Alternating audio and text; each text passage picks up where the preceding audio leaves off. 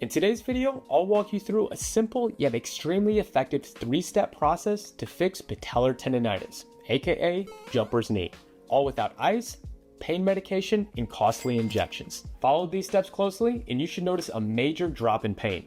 Let's get started. Phase 1 is isometrics. We're going to start with a special exercise designed specifically to take away your pain and re-engage your quad muscles that can be inhibited in strength output due to pain. In fact, research has shown the pain relief from isometric exercises like this can last sometimes up to 40 minutes after performing. But before I teach you how to perform it, you must try this test first. Perform 5 jumps in a row and 5 single leg hops. Rate your pain on a 0 to 10 scale, 0 being no pain and 10 being the worst pain you could ever imagine. And write down your answers. Next, perform the Spanish squat. Grab and loop a very rigid thick band around a squat rack or a pillar. The band should be placed behind the knee at the top of the calf, with your toes facing the band attachment. Then squat backwards while keeping your spine upright, like performing a reverse wall sit. Don't hinge at your hips as if performing a normal squat, as that will unload the desired force off the quads and transfer it to the hips. Perform 5 reps for 45 seconds. Now, retest your jumps and your hops. If you're truly dealing with patellar tendonitis, you should now notice less pain. However, if you didn't and your pain intensity is the exact same, you're likely not dealing with tendonitis and rather a different type of knee pain. For that, I would check out my injury fix book, Rebuilding Milo. It contains my exact approach to evaluating and fixing common injuries all over the body. I'll have a link to Rebuilding Milo in the notes for this video. But for now, let's move on to step 2. To rebuild tendon strength, there are 2 important factors: relative rest and heavy, slow resistance exercises. Now, contrary to the general advice of some doctors, complete rest is not how you fix tendonitis. This is something the world's leading expert on tendon injuries, Jill Cook, talks about time and time again. We know that rest is bad for tendons. Tendons must have load on them virtually every day to maintain structure. So while we want to limit painful activities in the short term, we must gradually reload the tendon with exercise to help it recover. This is especially important for activities that use your tendon like a spring when jumping. So for now, cut back on basketball or volleyball practice time and remove plyometrics from your workout. But then we need to load your injured tendon.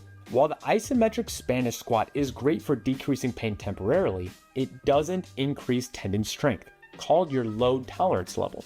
For that, we need to use strength training exercises. Now, in the past, a physical therapist would do a single leg squat on a decline board or angled plate. This is because the decline squat specifically targets the patellar tendon 25 to 30% more than we're performing this exercise on flat ground. But this exercise is often too aggressive for many and can cause pain. Rather, recent research has shown that performing traditional strength training exercises with a very slow tempo can be just as effective as eccentric only exercises without causing more pain. There's 2 exercises that I use for this purpose. The squat is a great way to start loading the patellar tendon. Now, if you can squat deep without pain, by all means continue doing so. However, if you have knee pain at full depth, limiting your squat descent to a predetermined height with a box squat may be needed for now. Set your feet in a stable position in the exact squat stance that you regularly use. Take a breath and brace your core before starting your descent. While remaining balanced with body weight spread across your full foot, sit straight down onto the top of the box but remain tight. Do not rock back, but instead only pause in the bottom position for a second, then slowly stand back up. Initially during the healing phase, moving quickly during a squat may elicit more pain. For this reason, you should take 3 seconds in the eccentric phase and 3 seconds in the concentric phase, meaning each rep in total takes 6 seconds to perform. Start off with 4 sets of 15 repetitions every other day for the first week of this program, using your isometric Spanish squat as your warm-up. As far as your progression after week 1, at the end of this video, I'll show you a full routine completely written out. While the squat is a great exercise, you can many times unknowingly load one side of the body more than the other due to pain. For this reason, using single leg exercises, like the Bulgarian split squat, will expose any asymmetries and ensure that you're loading the injured tendon adequately.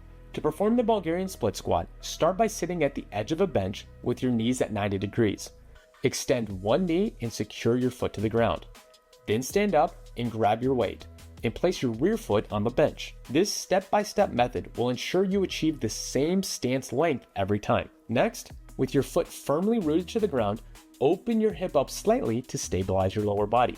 Then, perform a small hinge before then squatting straight down, thinking about keeping 90% of your body weight through your front leg, while your back foot only acts as a kickstand for balance. Just like the squat, you want to perform these with a very slow 3-second descent, a 1-second pause in the bottom, and a slow 3-second descent, and perform 4 sets of 15 repetitions for the first week. Now before we move on to step 3, let's test your progress. While I don't like using the single leg decline squat as a training exercise, we can use it as a daily test to gauge how well your body is responding to the prior strength exercises and using the right amount of load. Start by performing the single leg decline squat before a training session and ranking the amount of pain you have on a scale of 0 to 10. 0 is no pain and 10 is the worst pain imaginable. That number is your baseline score. Perform the same test 24 hours after your training session to see if you are using the correct loads for your body. If you are using the right amount, your pain will be the same as the day before or get slightly better.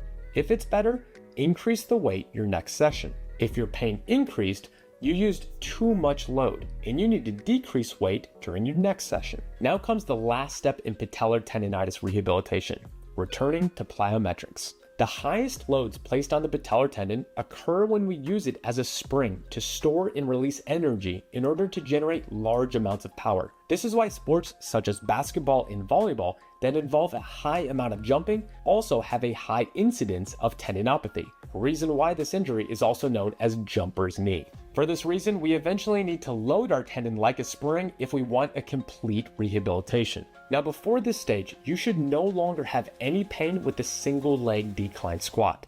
If your knee still hurts, just continue with the isometric and strength work for a few more weeks. There are 3 stages of plyometrics that range in tendon load from easiest to hardest. The most simple low-level plyometric is a small double leg jump. Start with 10 jumps in a row before resting for a few minutes and perform 3 to 4 sets. Notice how your tendon responds to this loading while jumping and within the next 24 hours. If you feel great during and do not have any increase in tendon pain the next day, you can increase the amount of reps you're performing until you reach 4 sets of 20 jumps.